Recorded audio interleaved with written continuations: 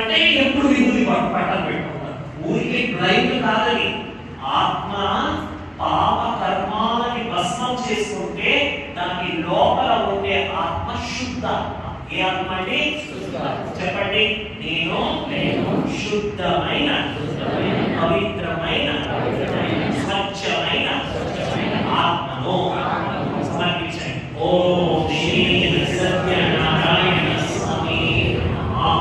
గంధం ఉంటే తీసుకోండి, లేకపోతే పూజిస్తాం.